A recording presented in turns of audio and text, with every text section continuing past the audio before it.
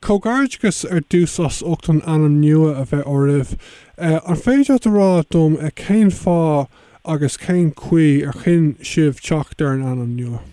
Cínte, well, bunaíú an agriocht mar Ghaelscoileanna 1973 agus dócha tá go leor forbartéisteach ar ról na agriochta ó hinna le agus i ngábhíle sa ceardeag aithníú muid mar an ceann agriocht sa réimse Tomadachas, Gaeloideachas agus réamhscoileacht slán Ghaelge agus cílíonn se sin go bhfuil muid inis a plé ní hamháin leis na bonscoilení agus iar-bhonscoilení lán Ghaelge las muid an Ghaeltacht ach freisin leis na scoilení Gaeltachta agus a chur seirbhísí ar fáil don na níonraí las muid an Ghaeltacht agus tuis go hamhlaíonn daoine an anam Gaelscoileanna bheith buinteach is tócail don cuid is mó le scoilení bun leibhéil las muid an Ghaeltacht hastig when rud éigen níos cuimsithe a ranú a churthach réimse ibre na hagraíochta inniuúil.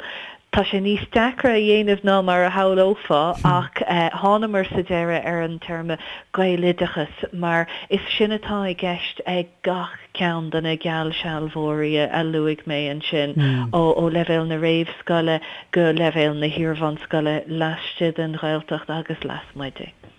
Yeah, is ídach an anime ceap se tá sé an riúnach, you know. Bhí crunithe sa Gaeltacht le déanaí maidir leis an Polasaí Oideachais Gaeltachta nua. An féidir a rá conas a dáig libh sa crunithe seo agus insin dún faoin nuach nó scéil is déanaí maidir le chur a bhain na strátéise le a thug. Cínte, dairí go hána bhá leis na crunithe agraíú iad ar fógra garad go leor agus dagrií mar 5 crunú timpeall na tíre, so bhí si dersúling orta chuirce idir chanal I méle bhuirfid in Raidió sa Cheathrú Rua I Gaeilge agus in iar na Gaeilge agus is crunithe cóirluchána bhí I gceist le cinál meáin na scoilení agus na pobl atá ag na scoilení sin a bhailiú chun go bhféadfadh muid aiseolalas a thuairt an sin don éanad sa Raidiachas atá plé le chur a bhaim an Polasaí nua don Oideachais Gaeltachta. Now, ní fis go fóliach céhhéid scoilbheasta déna iartas ar an scéim a bhaine leis an Polasaí seo, mar is inniu an sprocháta don na léir hispéise agus ní leiseolalas feite agan ón Raidiachas agus Ghaelscoileanna go fóil maidir le cén líon don na scoilení atá héis léir hispéise a chur a rá chub. Agus an rud atá gceist leis na léir hispéise seo ná go gur na scoilení an tíretas isteach agus an sin go bhfuil tréimhse 5 bliana acha an sin le rudaí áirithe a chur a bhaim don scoil don chorchaige agus I bobal na scoile chun go neathnó faríad an sin mar scoilení Gaeltachta agus is tócha an mór rud an mór athrú a bheits le déine ná ag an mbun leibhéil gur gá tréimhse chábh líon den lua thoma omláin a chur a bhaim agus ag an iarbhán leibhéil gomach gach ábhar átheagas go tríomhain na Gaeilge agus gomach an Ghaelge in úsáid mar teanga na scoile agus déiteach sin a bheith suntasach mar athrú do scoilení áirí ní bheith mór an de athrú I gceist ó thaobh chorchaige de is scoilení eile agus an rud a tháinig chun céin leis na crunithe a dagrimid sa Gaeltacht ná go bhfuil an chud éagsúlachta dearcaí agus tuiscinne ann maidir leis na himplachtaí a bheith ag an Polasaí seo don na scoilení féin. Ach tá fánn ar scoilení tuairt faoi tá sé múscailt an chud sime agus an chud dearfacht I measc na pobl. Anún go bhfuil buirtainna ann freisin maidir le achfaní déana chuí a bheith curtha ar fáil chuige agus conas mara I bróid sé aber I gás na bonscoilení ina bhfuil seomraí range ilteangach. So ní hé go mé sé gan dúchláin ach tá fánn na muhin sin tuairt faoi na dúchláin sin. Yes, ítach a suine bheith an planán seo freisin capmise. An ris go caiithna mé an roiin Oideachas ag fógairt céhhéid scunna atá gceist ó thaobh leanann se roiig leis an Polasaí nó gan páirtad lech agus ris go an bhuiisih ag tin nu go mé aon nó mór an scunna a nach méid géirí a bheith baintach leis an Polasaí seo. Well, ní fis go fóil canna mé an tolas sin fáil ón Rhein, agus fiú mór an dhéanans gan na léir spéise faoin sprocháta inniu. Ní hé sin le rá nach féidir lo léirú spéise a dhéanamh amachchan seo agus bheith ran fórteach sa scéim, mar agriocht tá muidne i géirí an líana sir de scoilní a spreige le bheith just a fróséis agus gur féidir, mar fiú mátá lucht ar an bróséis bei deis níos fearr dul I bhaim agus rudaí a bhaint amach má táthar is títhir ón tús ach mar derm ní fis go fóil canna mé an tolas sin fáil ón Rhein. Bheith na súl leis gomach sé fáil wethe go lua ach níl siad hééis sinna chur inniuúil dún ag an stad seo. Yes, féidirín beidir teachtarrás beagání faoin Gaeltachta cibonóid. Las muid an Gaeltacht an féidir a rádún chunas atá gáir a bunú Ghaelscoileanna nua. Tá is gom bhil bhú mé leat an céadúir ag cruinú poiblí a raibh maiile bhláintéir ó thaobh Gaelcláiste bhunú a maiile léir sin cláiste na tógáin. Agus gom bhfuil Josh Gael éigen faoin scoil sin. Just a féidir achar ó thuirtún ar a Cínte, tá go leor éileh sol láthair nua las muid an Ghaeltacht ag an mun levéil agus ag an iar van levéil.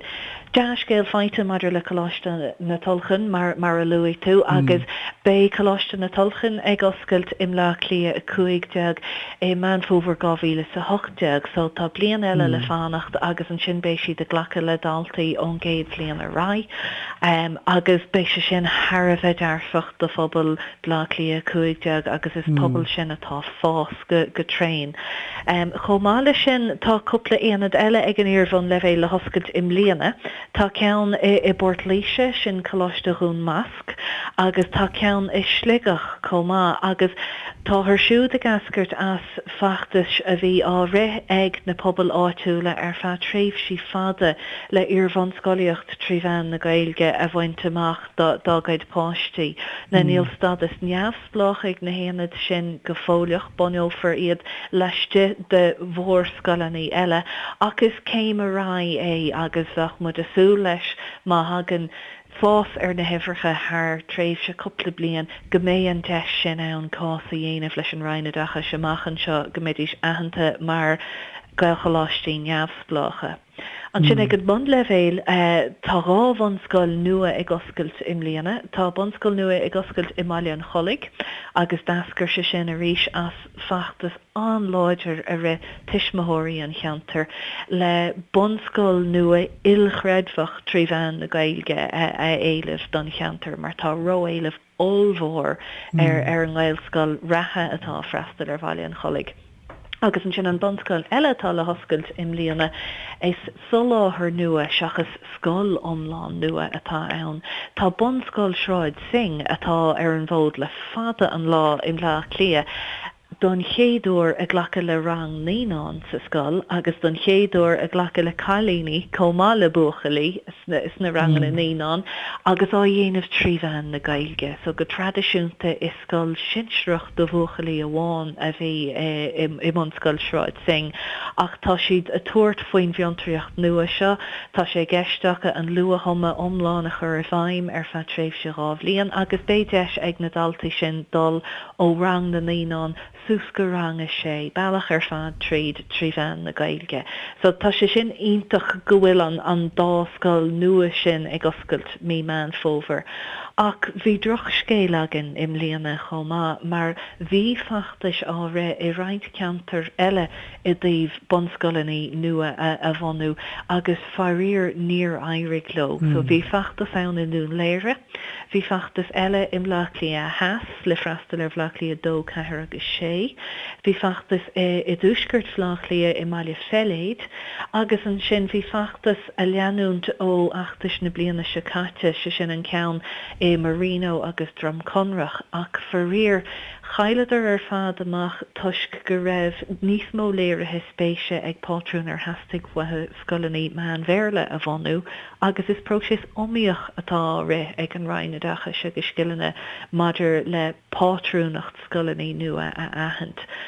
So leanhí na feachta sin a raim mar táid a déna stocharacht go leanúnach an rain madidir leis an broséis le scolaí nua a ahant agus chom na féine a thuirt donna pobl mionlaí seo atá lerug Oideachas Gaeilge agad páistí. Yeah, an bhís just a caint fao sin a ríis. An féidir a rádiún cad atá Gaeloideachas ag glórig an iar-Oideachas agus Raidió Maidir le Oideachas ó thaobh Ghaelscoileanna nua de mar luí tú an sin agus ó thaobh Oideachas sa Gaeltacht. Cínte. Well, is tócha an Polasaí Oideachas don Ghaeltachta dosach bóire an rud atá wen ná defhnú go méid takeíochtaí caí ann don na scolaí. Chun go méid siad in an tuairt faoin brose seo leis na hachfaní déana agus chuile rud eile bheachtaí dhéhhathe chun go méid siad an lua thoma omláin a chur a bhaim, chun go méid siad an Oideachas omláin a chur a bhaim ag an iarmhain levéil agus go méid an siad an fachtais feasachta a ré le teismhóirí sna ceantar ina bhfuidir a feimú chun go méid takeíocht an phobal acha agus nach méid sé a brú is tócha ón mór níos ach go méid an taobh a techt ón bobbal féin agus go mraithí siad san go bhfuil lán takeíochtacha a dul tríd an brose seo agus go méid tura anna dhearfach ar a gaidibre ina le. So sin an rud atá éileh agad ón rain madidir leis an Polasaí Oideachais Gaeltachta takeíochtaí caí sin an bon líne an sin agus gníon for soláthar mad an na scolaní sin. Maidir le bonú scolaní nó las muid an Ghaeltacht an príomhrud atá lerga gan an sin ná afreithnú ó bhain ar an broséis a úsáidtear le pátrún na scolaní nua seo a ahant. Mar faoi láthair beag bán ar san bheon teanga nó creidimh na scolaní an rud a hálíonn ná go mbíonn ar na pátrún dul amach agus comhlaíochán poiblí a dhéanamh leis an bobbal agus léir hispéise aáil agus is próséis omíoch atá ann. So an pátrún leis an líon is iar de léir hispéise is acha siúd a déon pátrúnacht na scolaní nua. Tá sé déon lethach mar phróséis ach an aib ná nuair tá tú pléile Oideachas Gaeilge tá tú pléile pobl mion lei don chuid is mó agus bíonn sé an dechar ar aon fátrún atá tariscint Oideachas Gaeilge a chur ar fáil dul a bhaim ar an mór phobal chun go méid an tromlach den a bhótaí a dul don Oideachas Gaeilge seachas Oideachas tríbhean an bhéarla. So is próséis cinál cléanta in Oideachas Gaeilge atá ann faoi láthair tuisc an ghinné omíoch sin den phróséis agus tá muid géirí ar an rain bheith solúpa faoi agus techt ar bhealaí le deis níos fearr a thuirt dún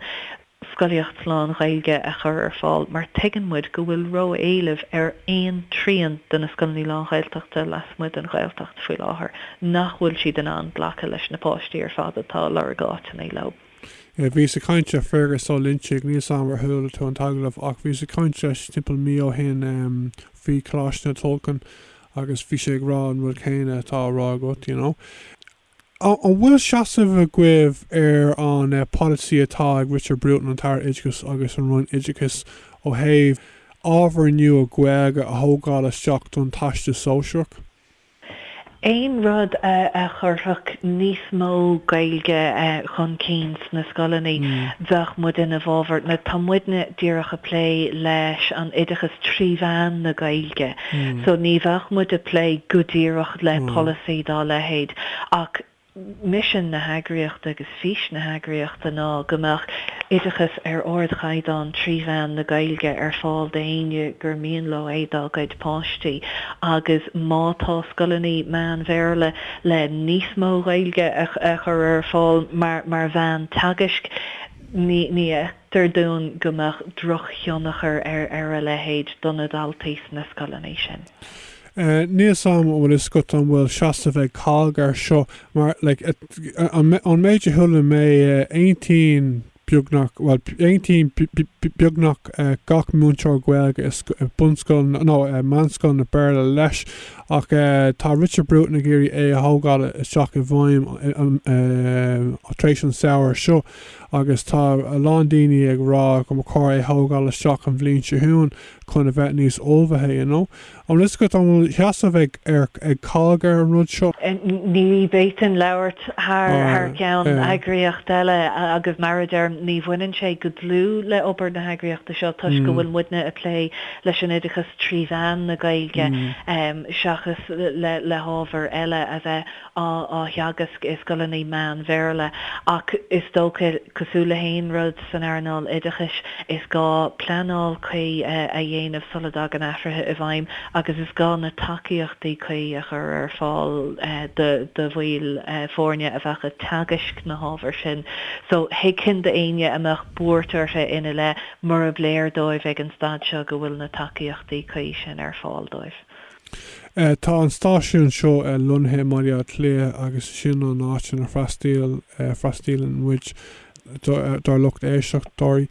An bhfuil teachtacht ag an nera a got beidir le aon rud nar luí tú ó go príomhá heh Ghaelscoileanna Maria Clare mar